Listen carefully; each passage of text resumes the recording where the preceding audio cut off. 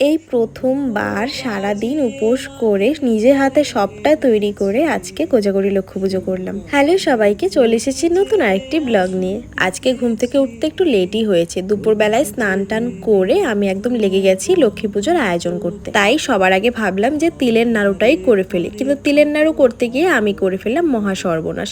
অনেকবার ঘেটে হয়ে তারপরে আমি তিলের নাড়ু করেছি। জানি একদম ভালো হয়নি, প্রপার হয়নি, কিন্তু তবুও চেষ্টা করেছি, ভালোবেসে মাকে দিয়েছি। তিলের নাড়ু হয়ে যাওয়ার পরে আমি ওদিকে পায়েসের জন্য দুধ বসিয়ে দিয়েছিলাম আর বাবাকে বলেছি নারকলটাকে ফাটিয়ে দেওয়ার জন্য। বাবা ওদিকে নারকলটাকে ফাটিয়ে দিয়েছে আর আমি এদিকে চালের মধ্যে, চালটাকে আগে থেকেই ভিজিয়ে রেখেছিলাম, ভেজানোর পর আমি চালের মধ্যে ঘি মাখিয়ে রেখেছিলাম, সেটাই দিয়ে দিয়েছি দুধের মধ্যে আর কাজু কিশমিশ দিয়ে দিয়েছি।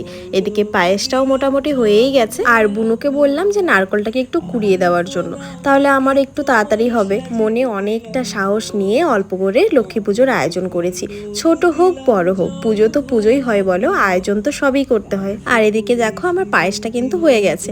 পায়েসটা হয়ে যাওয়ার পরে এখানে নারকল কোড়ানোর মধ্যে আমি একেবারেই চিনি দিয়ে দিয়েছি। আমি যখন নারকলের নাড়ু বা তক্তি বানাই তখন এইভাবে করেই বানাই, এভাবে করে আমার অনেক বেশি সুবিধা হয়। মা তো এবার বলেইছে যে এবার পুজো করবে না, কিন্তু আমার মনটা আর মানতে চাইছে না, তাই ভাইকে দিয়ে সকাল সকাল সব কিছু আনিয়েছি।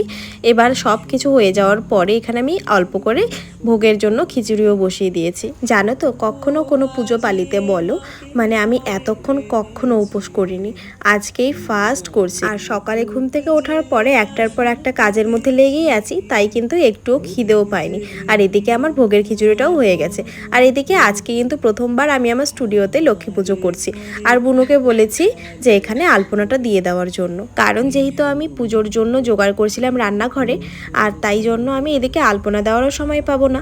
আর আলপনা তো আমি ঘটের বানিয়ে দেবো, আলপনা তো খুব ভালোভাবে আমি দিতেও পারি না, তাই বুনুকেই বললাম যে তুই এটা বেস্ট পারবি, তুই একটু করে ছোট্ট করে দে। তাই বুনু কিন্তু একেবারে অল্প সময়ের মধ্যে ছোট্ট করে একটা আলপনা করে দিয়েছে আর মা লক্ষ্মীর পায়ের ছাপ করে দিয়েছিল। প্রথমবার পুজো করছি তো, তাই আমি একুলুকুল কোনো দিকেই আমি দিশকুল পাচ্ছিলাম না যে কিভাবে কোনটা কিভাবে সামলাবো। এবার করলাম তো, এবার করার পরে একটু আমার আইডিয়া হয়ে গেল, নেক্সট বার থেকে যখন করব তখন অতটা অসুবিধা হবে না। প্রথমবার করলাম তো, তাই অল্প অসুবিধা